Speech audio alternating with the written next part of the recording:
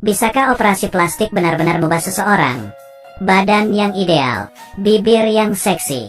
Dialah superstar yang banyak fansnya. Liliko. Tapi dia sebenarnya tidak bisa bernyanyi. Juga tidak bisa akting. Bahkan di acara show pun berantakan. Dia sebenarnya bagaimana bisa terkenal? Tentu saja bergantung kepada mukanya yang cantik. Tapi sebenarnya, mukanya ini, semuanya hasil operasi plastik. Aslinya dia itu gemuk, hingga tidak berani menaikkan kepala. Hiroko memilihnya, dan membawanya pergi untuk operasi plastik. Liliko pun berubah. Dalam semalam berubah menjadi wanita cantik. Tiba-tiba menjadi terkenal. Mempunyai segala aspek yang diimpikan oleh para perempuan. Operasi plastik bisa membuat penampilan luar jadi cantik. Tapi dalam hatinya sangatlah buruk. Penampilan luarnya itu sangat manis dan ramah. Tapi sebenarnya tidak seperti itu. Tidak hanya mempersulit pendatang baru. Bahkan asisten yang melayaninya setiap hari disiksa. Orang di sekitarnya tidak menyukainya. Tapi Liliko sama sekali tidak memedulikannya. Dia cantik, penggemarnya banyak. Tidak peduli orang ini lihat dia bagaimana. Tapi di suatu malam, dia tiba-tiba menyadari di dahinya muncul flek yang aneh, jelek.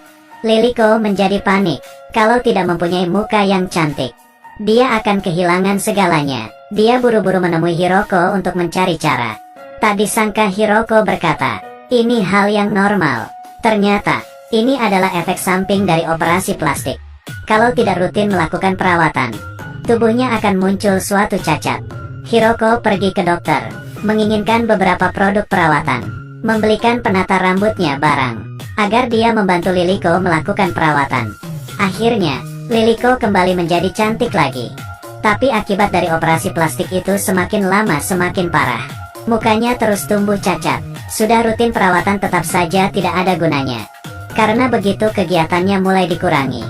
Hubungannya dengan sang pacar pun juga terpublikasi. Para penggemar mulai tidak suka dengannya. Tidak ada cara lain. Liliko hanya bisa ke rumah sakit lagi. Menahan rasa sakit dan melanjutkan operasi plastik.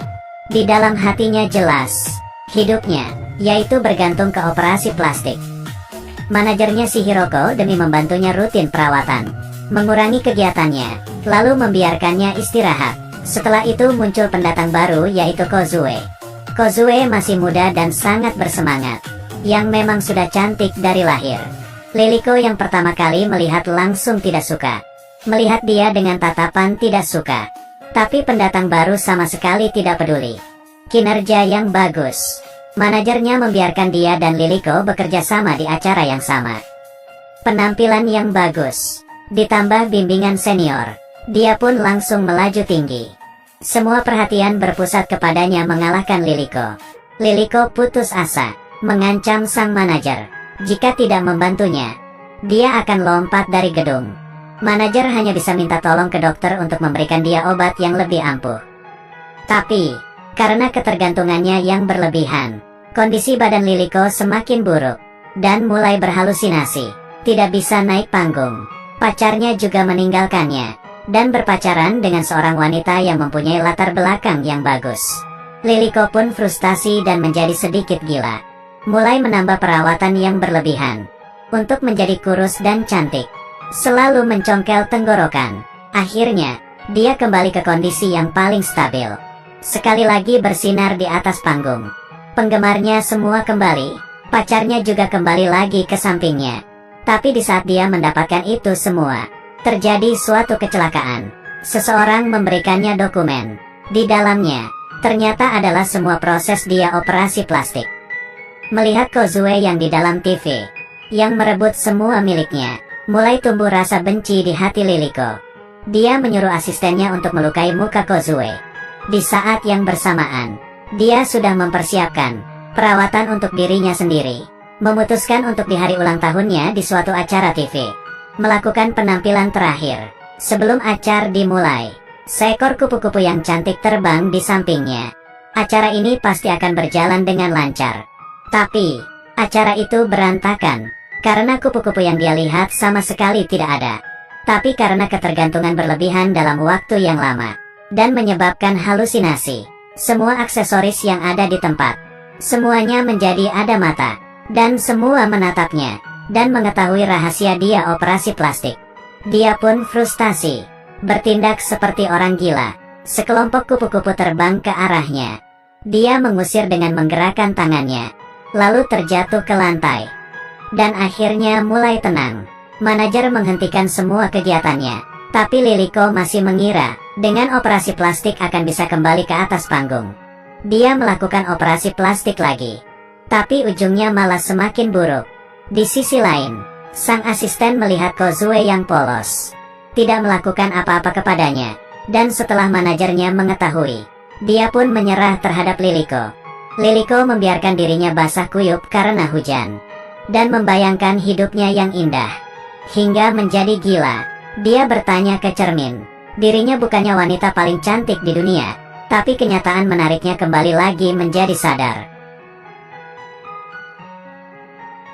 Asisten yang melihatnya sangat menyedihkan, dan menemukan dokumen tentang dia operasi plastik, memutuskan untuk membantunya.